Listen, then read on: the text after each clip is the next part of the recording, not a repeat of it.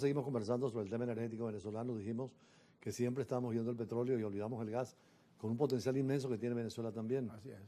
No, y ahora con esta crisis del estrecho de Hormuz, que me permito en este momento, si es posible ver en la lámina, viene una crisis del gas. Si el estrecho de Hormuz finalmente termina siendo bloqueado, viene una crisis del gas porque Qatar, que es uno de los principales productores de gas, aquí estamos viendo cómo en el Golfo Pérsico, ¿verdad?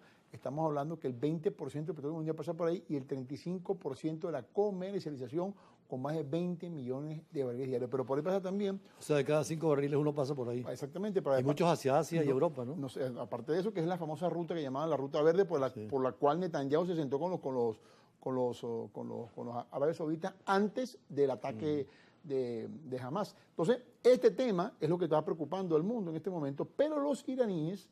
En la próxima lámina usted va a ver quienes habían hablado del tema petrolero, tenían rato con los chinos, esta información me la dio por cierto en un libro David Paravicini, que habían hecho el bypass petrolero. Claro, saliendo de la forma. Ellos bordearon la costa y tienen una salida al estrecho de Hormuz, por eso ellos amenazan con cerrar el estrecho de Hormuz. Que además con 2 o 3 barcos se puede cerrar. Perfectamente, y entonces fíjate, Qatar, que está en el Golfo, que es la principal productora de gas en este momento del Golfo Pérsico, trae ese problema al mundo. Por cierto, muy bien que hayas traído esta lámina, porque uno de los temas de los presentadores de televisión es que siempre o dicen el Golfo Pérsico o el Golfo Árabe. Así es. Y ahí vemos que es arábico-pérsico, porque tiene una costa que es árabe y otra costa, la Omán y Emiratos Árabes Unidos, incluso Qatar y Kuwait. Exactamente. Pero también tienen esa larga pila ahí que estamos viendo, es el caso de Irán.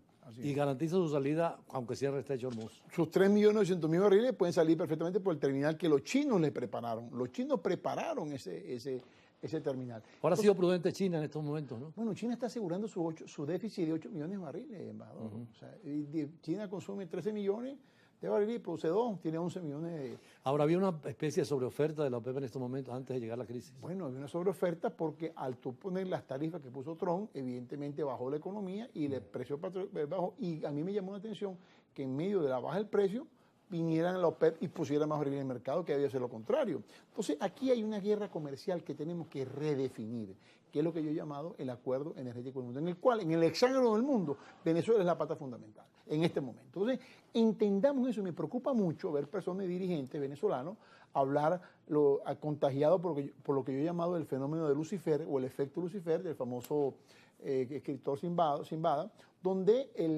hay una violencia situacional de la gente buena termina siendo gente mala en medio de este fenómeno. Entonces hay que tener mucho cuidado porque ahorita son decisiones muy determinadas. Decir que en Venezuela hay un centro de drones nucleares, una cantidad de... Oye, vale, eso es provocar una situación que no es verdad en primer lugar. Y en segundo lugar, que el gobierno venezolano tenga relaciones con el gobierno de Irán. Bueno, Carlos Andrés Pérez fue el primero que tuvo relaciones con el Shah de Irán, Mohammad Reza Pahlavi, en el año 74. Entonces hay que tener mucho cuidado a la hora de... De hecho, el desarrollo nuclear de Irán lo empezó el Shah de Irán. Y esos reactores fueron franceses llevados por... Exacto, por la Total. Entonces, no, y por los franceses. Y la compañía Aramco la hizo Chevron.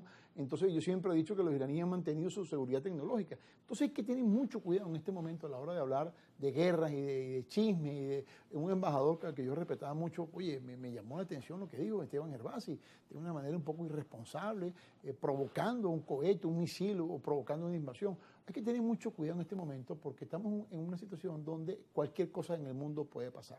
Por cierto, hablando de las metáforas y de los síndromes, hablan también del síndrome de Sansón, que es muy peligroso porque si Israel, pensando en Sansón, cuando destruyó el templo por quedar ciego, lanzarse una bomba nuclear sería terrible para todos, porque ahí todos pierden, nadie gana la guerra. No, y yo observo en el mundo, yo creo que el presidente Trump, a quien le enviamos una comunicación la semana pasada diciéndole cuidado con la alerta que está diciendo, cuidado con hacerle caso a cualquiera que diga cualquier cosa, como lo hizo con el gobierno interino venezolano, que por hacerle caso al gobierno interino venezolano caímos en este paquetón. Ahora Venezuela está asediada y de alguna manera Venezuela tiene que salir para poder equilibrar el mercado, distintamente del tema político, es un tema de Estado. Entonces, yo creo que es el momento de que los líderes tomemos seriedad en este asunto y veamos con mucha seriedad y mucho cuidado los pasos que se van a dar en los próximos días, porque eso será determinante para una guerra atómica nuclear de última generación o para un consenso. De todas maneras, nosotros votamos en el 62 con todos los países de América Latina por la desnuclearización del continente. Veía ahorita a Rossi, que es el secretario general de la OEA en Viena, diciendo exactamente. y viene el campo nuclear, y Argentina tiene reactores de 3.000 megavatios, pero para el uso pacífico. Claro, Que por cierto el nuestro se quedó en 3 megavatios nada más. el tema Pero energético. Jiménez quería tener un desarrollo nuclear. Claro, porque con Fernández Morán, recuerdo. Exactamente, hicieron un estudio y en este momento hay estudios de gas importantes allá en la faja que pueden avanzarse. Pero eso de gas sigue avanzando. Bueno, hay que avanzar, pero es que yo creo que lo que tiene que venir, yo escuché en estos días a un importante dirigente chino decirme que en China el partido no cambia, cambian en las políticas. Entonces yo siento que el gobierno venezolano, indistintamente de su tema político, tenemos que ir al cambio, al reacomodo mundial de las políticas y entrarle al gas. Fíjate, si se forma una guerra en el Estrecho de Hormuz y Qatar no puede sacar el gas, ¿qué nos queda? Bueno, que Qatar es el mayor productor de gas con Rusia, ¿no? El Golfo de Paria, o sea, nos queda aquí Venezuela. Entonces, y en Falcón. Y Falcón. Entonces, yo siento que tenemos que entender, sentarnos todos los que estamos en este negocio, tanto con el PDVSA, con los directivos, con los privados, y señores, ¿cuál va a ser la estrategia a los próximos 3 años? De aquí al 2030, ¿qué vamos a hacer? Entonces yo siento que ese debe ser el objetivo y llegar a los 6 millones de barriles perfectamente. Precisamente me comunicaban hace rato que en el curso que van a abrir del Medio Oriente, la Academia Diplomática Euroamericana, te invitan para hablar sobre el tema junto con otros especialistas en petróleo. Es interesante tener sobre el Medio Oriente la visión petrolera, que es lo fundamental. Sí, además otra cosa, nosotros como productores tenemos que entender cuál es la filosofía de las 7 hermanas.